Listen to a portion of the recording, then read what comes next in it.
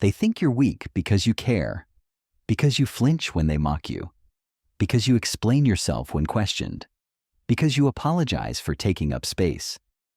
But what they don't understand is that caring isn't weakness. Reacting isn't fragility. The problem isn't that you feel too much. The problem is that you haven't learned how to weaponize what you feel. There's a psychological shift that separates the untouchable from the vulnerable. It's not about becoming cold or heartless. It's about understanding something most people never will. Your emotions aren't your enemy. Your reactions aren't your weakness. It's how you deploy them that determines whether you command respect or invite disrespect. Most people think mental toughness means shutting down, building walls, becoming stone.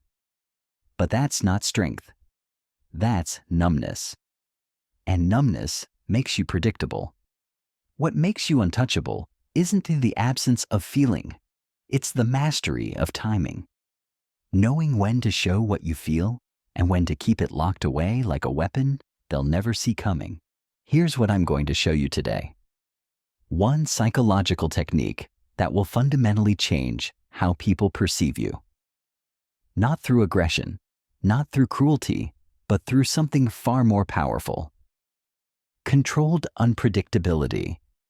By the end of this video, you'll understand why the most respected people aren't the ones who never get hurt. They're the ones who decide when their hurt becomes visible. And that decision, that timing, that's what makes them untouchable. But before we dive into the technique itself, you need to understand the psychological foundation that makes it work. Because without this understanding, you'll just be copying surface behaviors without accessing the deeper power beneath them. The world operates on emotional equations. People test you to see what reaction they can extract. They push boundaries to measure your emotional temperature.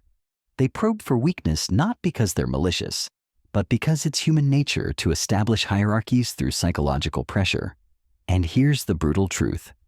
Every time you react predictably, you hand them data about how to control you. Think about the last time someone said something that cut deep. What did you do? Most people either explode or implode. They either lash out immediately or they swallow the pain and pretend it didn't happen. Both responses give the other person exactly what they're looking for. Confirmation that they can affect you. Evidence that their words have power over your internal state. But what if there was a third option? What if instead of reacting or suppressing, you could do something that completely shifts the power dynamic? Something that makes them question not just what you're feeling, but what you're capable of feeling. That's where the technique comes in. The technique is called emotional displacement, and it's based on one simple principle. When someone expects you to react in the moment, you don't. When they expect you to move on and forget, that's when you respond. You displace your emotional reaction across time in a way that creates maximum psychological impact while maintaining complete control. Here's how it works. Someone insults you publicly. Everyone in the room turns to see your reaction. They expect anger, defensiveness, hurt, something immediate. Instead, you pause. Not a long pause, just long enough for them to notice. Then you do something they never expected. You smile. Not a bitter smile, not a fake smile. A genuine smile of someone who just received information they find interesting. You don't defend yourself. You don't attack back. You simply acknowledge what they said with that slight smile, and then you continue the conversation as if nothing happened. But here's the key. 3 days later, when they've forgotten about the incident, when they think they got away with it, that's when you respond. Not with anger, not with revenge, but with a perfectly calibrated action that reminds them of exactly what they said and exactly how it felt to say it. You might reference their comment in front of different people. You might ask them a question that forces them to repeat their sentiment when the audience has changed. You might simply withdraw a small courtesy you used to extend to them. Nothing dramatic, nothing that screams retaliation, just a subtle shift that makes them realize their words had consequences they didn't anticipate. The psychological effect is devastating. Because now they can't predict when or how their actions will come back to them. They can't calculate the cost of testing you, because the payment doesn't come due immediately. You've introduced uncertainty into their decision-making process, and uncertainty creates respect. But displacement isn't just about delayed responses. It's about emotional redirection. When someone tries to make you angry in public, you don't get angry at them in that moment. You get curious. You ask questions that make them explain their position. You turn their attack into a conversation where they have to justify themselves. You've displaced their aggression onto their own logic. Now they're the ones under pressure. When someone tries to embarrass you in front of others, you don't get embarrassed. You get genuinely interested in why they chose this moment, this audience, this approach. You've displaced their attempt to shame you into an investigation of their motives. Suddenly, they're the ones feeling exposed. This isn't manipulation. It's emotional intelligence at its highest level. You're not pretending not to feel. You're choosing where and when your feelings create impact. You're not suppressing your reactions. You're timing them for maximum effectiveness. The untouchable person understands something crucial. Your emotions are not reflexes. They're choices. Not the feeling itself, you can't always control that. But the expression, the timing, the intensity, the duration, that's all within your power. And when you exercise that power consciously, strategically, people stop seeing you as someone they can affect and start seeing you as someone who affects others. Here's what happens when you master emotional displacement. People become careful around you. Not because you're threatening, but because you're unpredictable. They can't map your emotional responses onto their expectations. They can't press a button and get a guaranteed reaction. They start treating you with the kind of respect reserved for people who might surprise them. But there's a deeper layer to this technique. It's not just about controlling when you react. It's about controlling what you reveal about your internal world. Most people are emotional open books. Their faces broadcast every feeling. Their voices carry every hurt. Their bodies telegraph every insecurity. But the untouchable person reveals their inner state selectively, strategically, like showing cards in a poker game.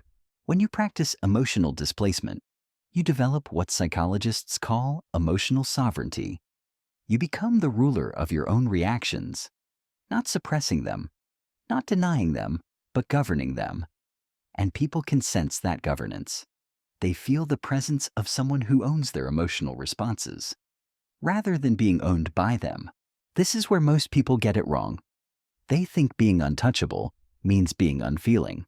But that's not power. That's numbness. The truly untouchable person feels everything more deeply than others. They just don't let those feelings escape on someone else's timeline. They don't leak emotional energy when it's being harvested by people who haven't earned access to their inner world. The technique works because it violates expectations. People are programmed to expect immediate emotional cause and effect. Push this button, get this reaction. But when you displace that reaction across time, you break their programming. They can no longer predict or control your emotional state. And what they can't control, they respect. But mastering emotional displacement requires understanding the difference between reaction and response. A reaction is immediate, automatic, predictable. A response is considered timed, strategic. When someone attacks you and you immediately attack back, that's a reaction. When you pause, consider, and then choose your moment to address what happened, that's a response. And responses carry weight that reactions never can. Think about the most dangerous people you know. Not the ones who scream and shout, but the ones who go quiet when others expect noise. The ones who smile when others expect tears. The ones who remember everything while pretending to forget. They've mastered something most people never learn. They've turned their emotional responses into strategic weapons. Emotional displacement isn't just about timing. It's about psychological territory. Every time someone provokes you and gets an immediate reaction, they've claimed a territory in your mind. They've proven they can reach in and move your emotional furniture around. But when you displace that reaction, when you choose the when and where and how, you reclaim that territory. You become landlord of your own psychological space. Here's what this looks like in practice. Someone makes a cutting remark about your appearance at a dinner party. Everyone watches to see if you'll crumble or fight back. Instead, you nod thoughtfully, as if they've just shared fascinating data. You might even say something like, "That's an interesting perspective," then seamlessly redirect the conversation. No defense, no attack, just acknowledgement and movement. But 2 weeks later, when that same person mentions they're nervous about a presentation, you don't offer the encouragement you might have before. Not out of spite, but because their earlier comment revealed something about their character that changed your assessment of them. You've displaced your reaction from the emotional realm into the practical realm. They don't get your support because they've shown they don't value your dignity. The power in this approach is that it's invisible to observers, but crystal clear to the person who tested you. They feel the shift. They notice the withdrawal. And because it happened later, disconnected from the original incident, they can't call it petty or reactive. It just feels like natural consequence, like the universe responding to their choices. But displacement works in positive directions too. When someone shows you unexpected kindness or support, you don't immediately gush with gratitude. You note it, appreciate it, and then later, when they least expect it, you return that kindness in a way that's perfectly calibrated to what they need. This creates a different kind of unpredictability. They never know when their good deeds might be rewarded, which makes them more likely to treat you well consistently. The technique becomes even more powerful when you understand emotional layering. Most people experience one emotion at a time. They're angry or sad or happy. But untouchable people feel multiple emotions simultaneously and choose which layer to reveal. When someone attacks you, you might feel hurt on one layer, curious on another, and amused on a third. Instead of defaulting to the hurt, which is what they expect, you can choose to respond from curiosity or amusement. This creates a psychological phenomenon called emotional whiplash in the other person. They threw a punch expecting to hit soft tissue, but they hit something they couldn't identify. It doesn't hurt them back, but it doesn't yield either. It's like punching water. The force gets absorbed and redirected in ways they never anticipated. Here's where it gets sophisticated. You start using emotional displacement, not just reactively, but proactively.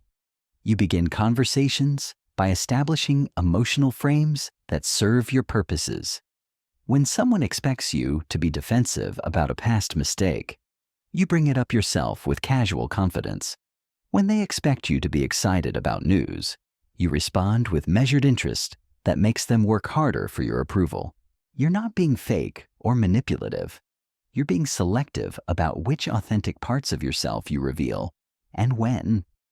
Every emotion you feel is real.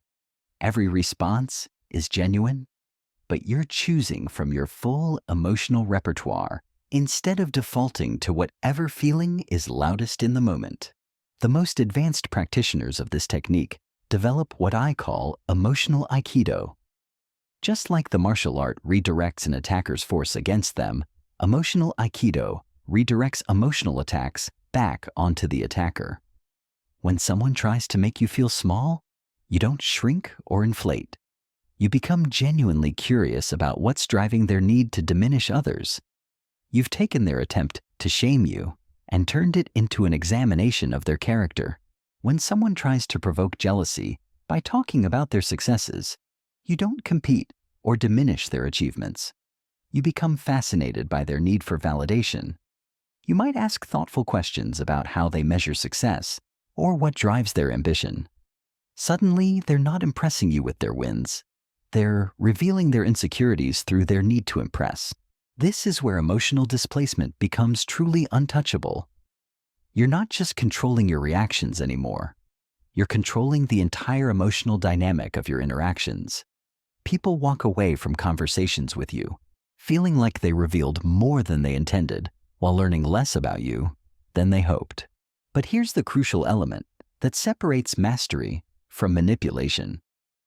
Your displaced responses must come from a place of genuine strength, not weakness disguised as strategy. If you're delaying your reaction because you're afraid of confrontation, that's avoidance, not displacement. If you're withholding emotional responses because you're trying to punish someone, that's passive aggression, not emotional sovereignty. True emotional displacement comes from a place of choice, not fear. You delay because you can, not because you have to. You choose your timing because you're strong enough to wait, not because you're too weak to act. The difference is subtle but crucial, and people can sense it. When you master this distinction, something remarkable happens. You stop needing to use the technique defensively. Your baseline presence becomes so centered, so self-possessed, that people rarely test you in the first place. They sense that you're operating from a different emotional framework than most people, and they adjust their approach accordingly. You become the person others come to for advice about handling difficult situations. Not because you never get hurt, but because when you do get hurt, you transform that pain into wisdom instead of letting it leak out as reactivity. You've learned to metabolize emotional challenges into strength rather than allowing them to diminish you. This is the final evolution of the untouchable mindset. You don't just displace your emotions strategically, you alchemize them entirely. Every slight becomes data about the other person's character. Every attack becomes information about their insecurities. Every attempt to diminish you becomes evidence of their own smallness. You've stopped taking things personally, not because you don't care, but because you understand that most people's behavior toward you reveals far more about them than it does about you. And once you truly grasp that principle, once you internalize it completely, you become psychologically untouchable, not through hardness, but through understanding. You've reached the point where emotional displacement isn't just a technique you use, it's become who you are. Your emotional responses flow through filters of wisdom rather than impulse. When someone tries to shake you, they're not just encountering resistance. They're encountering someone who processes their attack through layers of understanding they didn't know existed. This is where the transformation becomes permanent. You stop seeing other people's behavior as something that happens to you and start seeing it as information about them. That shift in perspective changes everything. When someone insults you, you don't hear an attack on your worth. You hear data about their emotional state, their insecurities, their need to feel powerful by making others feel small. The untouchable person has learned something most people never will. Other people's opinions of you are not facts about you. They're facts about them.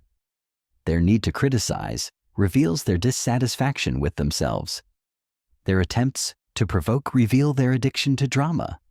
Their efforts to diminish you reveal their fear of your potential. Once you see clearly, once you understand that most negative behavior directed at you is actually people projecting their internal chaos onto your external calm, you stop taking the bait entirely, not because you don't care, but because you see the trap for what it is.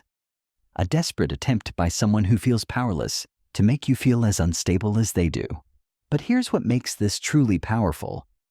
When you stop reacting to other people's emotional chaos, you force them to confront their own behavior without the distraction of your response. They threw a stone expecting to see ripples, but the water remained still. Now they have to look at the stone they threw and ask themselves why they felt the need to throw it.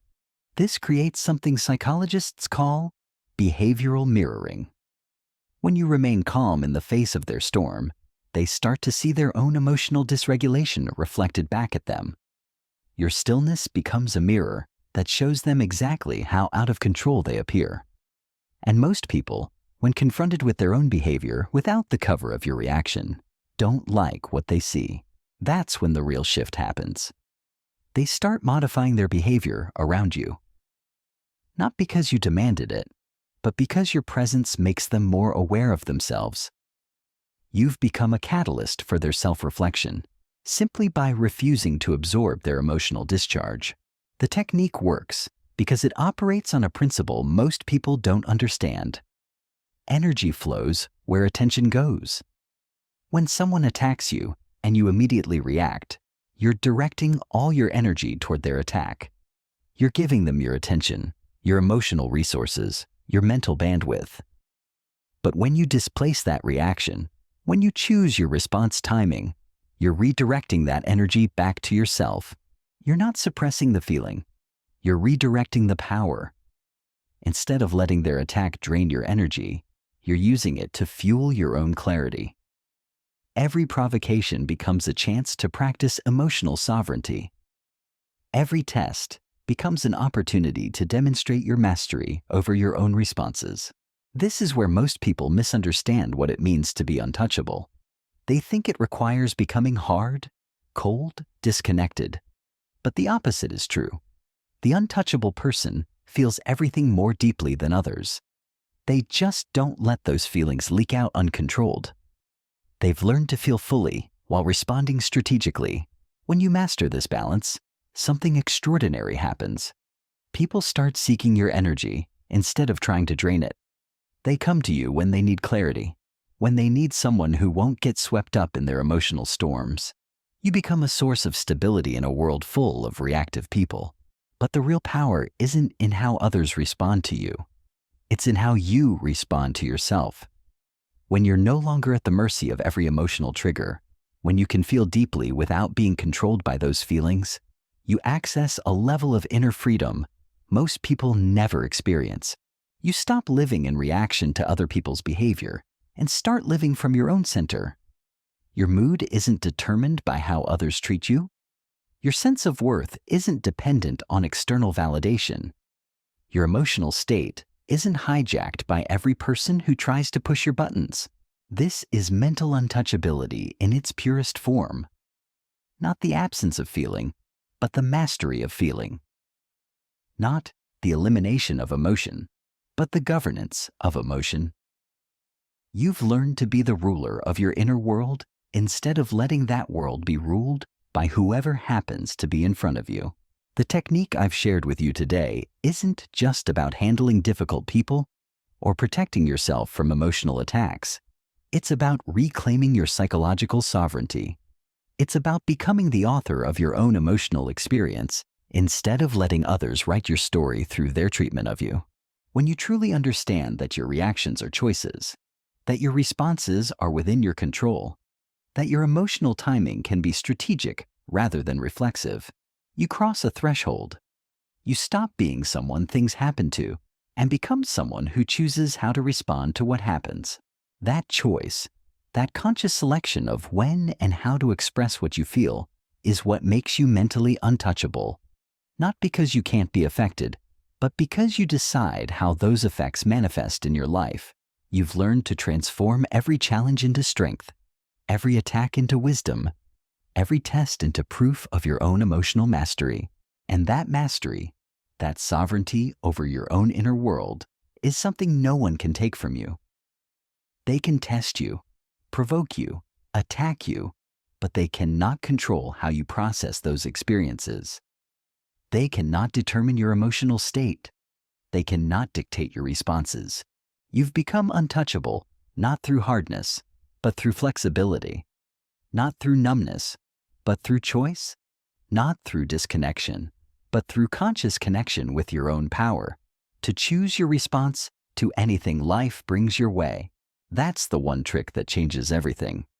Not learning to feel less, but learning to feel strategically. Not becoming emotionless, but becoming emotionally intelligent.